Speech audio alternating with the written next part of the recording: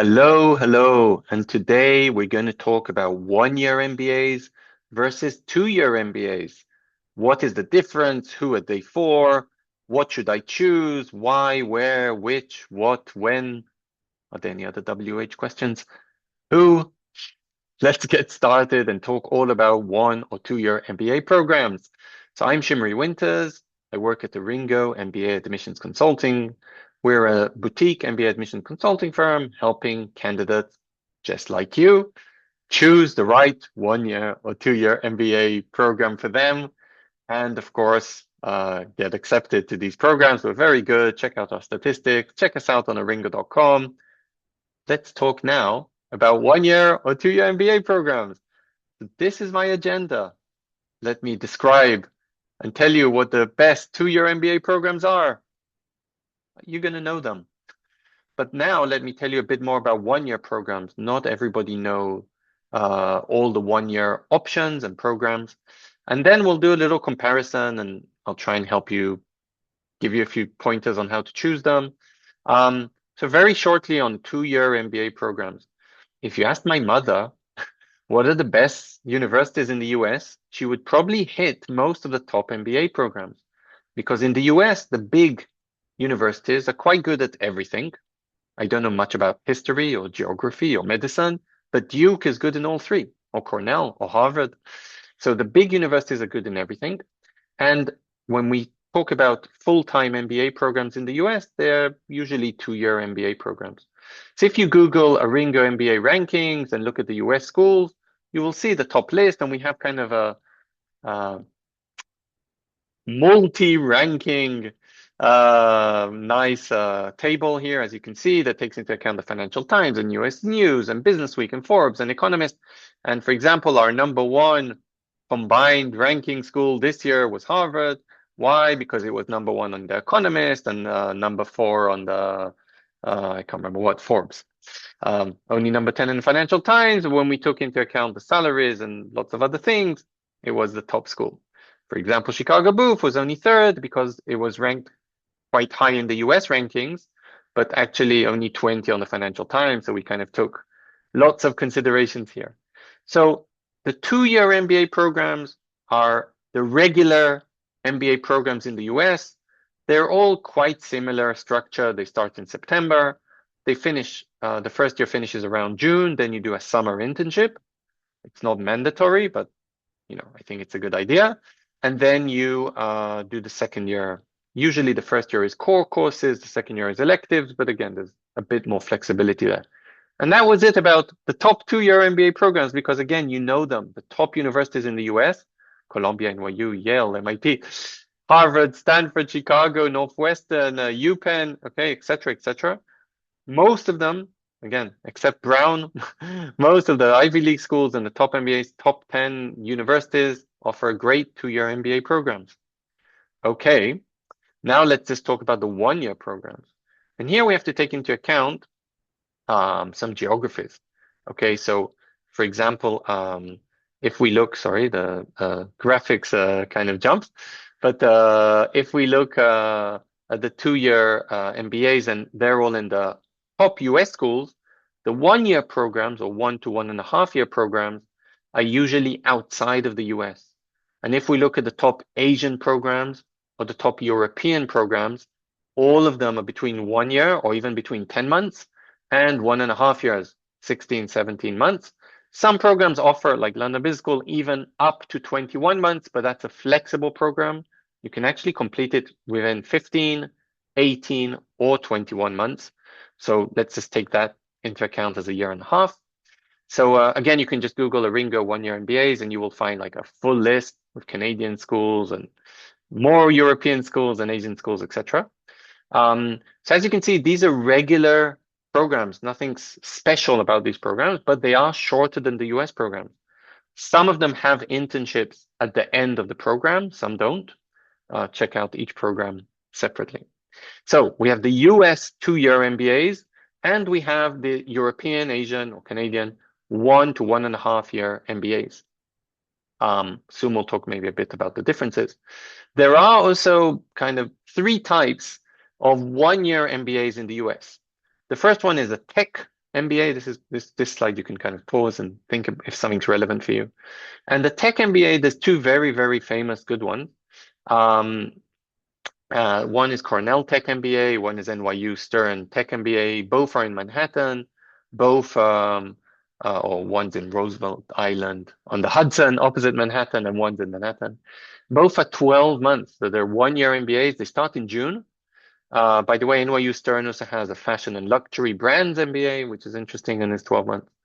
And these are more dedicated for people who have a tech background, they're tech savvy. They don't have to be programmers, but they have some kind of background in tech, and they want to work in the future in tech companies. So it's less for someone who's really looking for a career shift and a lawyer that wants to become a consultant. It's more you might want to do a shift, but someone who's been a marketing manager in tech and now wants to be a product manager, or a programmer who wants to be an entrepreneur, but still in the tech environment. So those are the two tech MBAs, very interesting programs. I love them. We've worked with quite a few candidates on them, which are interesting, and they're only 1 year. The second type is a bit rare. It's kind of called the accelerated 1 year MBA. If we look at top 10 programs, kind of only one, which has less prerequisites than the rest. If you look at Kellogg 1 year MBA, if you have some kind of business degree or some kind of other master's degree, that you can look on the Kellogg website, you'll see some prerequisites. And if you have those prerequisites, there's 4 courses you have to do. I can't remember exactly, statistics, something in maths, something in marketing, so like different business courses. If you have those, you are eligible to submit to that accelerated MBA. And again, there's 1 or 2 other options.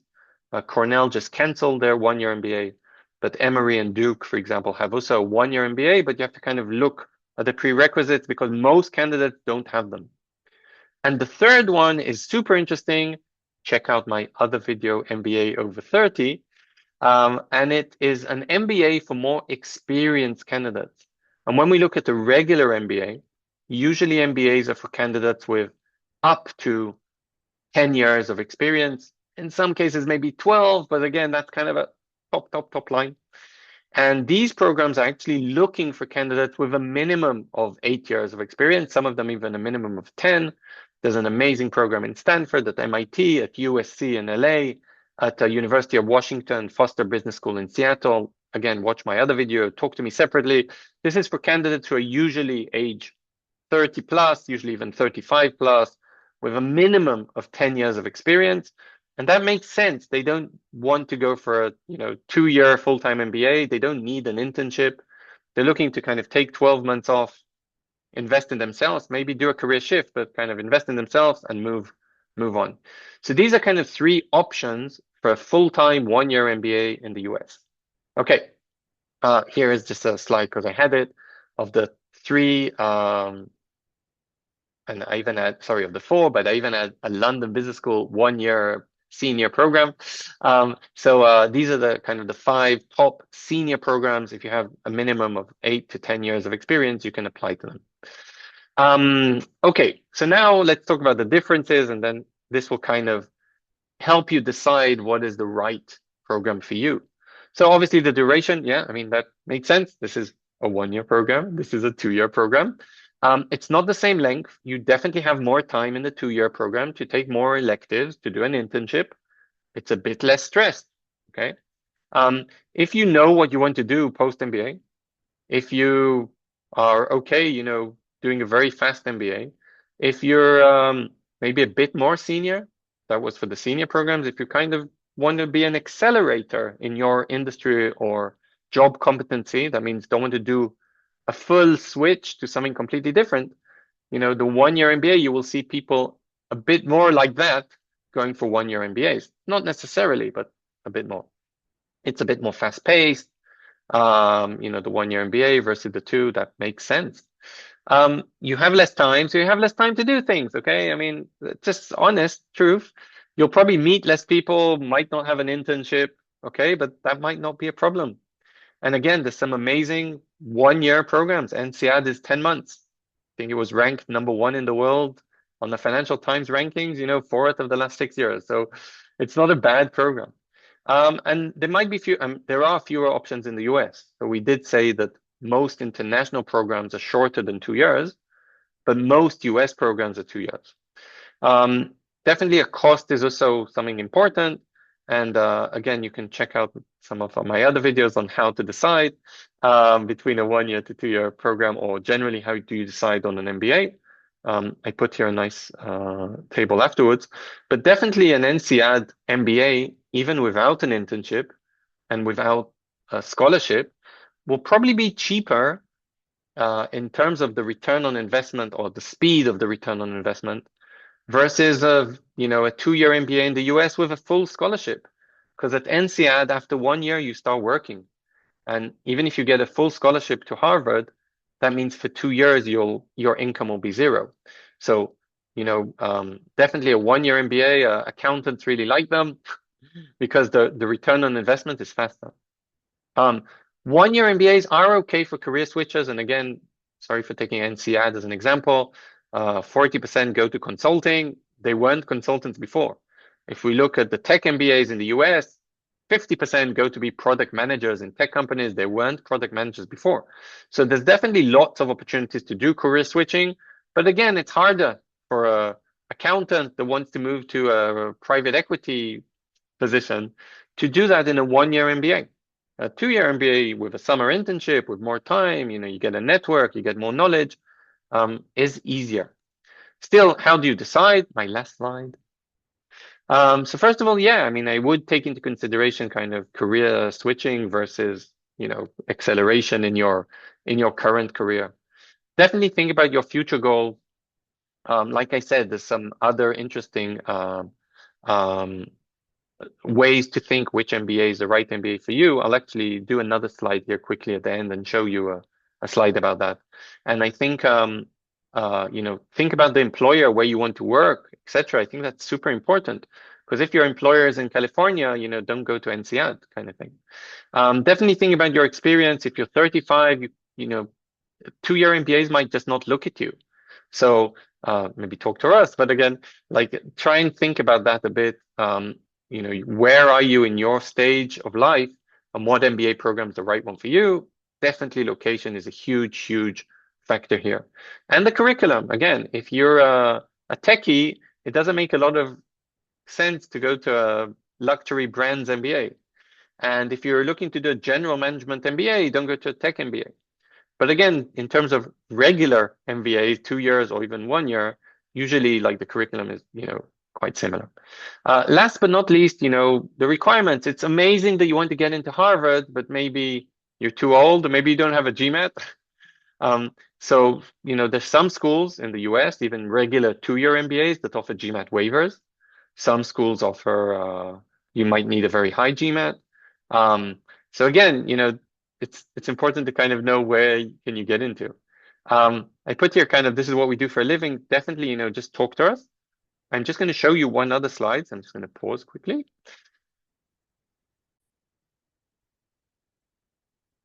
And very quickly, I just put here a little, table, and you need to decide on the factors that are important for you when choosing a school. For example, here I kind of put location, brand, length of program, which we'll be discussing a lot, cost, recruiters, and randomly I gave each one a weight. Okay, this is something that is very individual. So let's say for you, it's very important location. Someone else, the length of the program might not be important at all. And then I kind of gave a number to each one of them and kind of tried to do a weighted total. So you can try and build a table for you. You won't be the only one in the world that also applies to 1 year MBAs and also 2 years. So this is something you need to check out. So that was it. This is the right presentation, so I'm just going to go very quickly through it and show you my last this slide. But thank you very much. That was the 1 year versus 2 year MBAs. And this is another presentation, but I thought that was interesting. So thank you, and see you. I will show the last slide just to end with it, but see you in our next videos. ARINGO offers free profile evaluation. So, send us your CV. If you want any help, check us out on aringo.com. That was it. Thank you.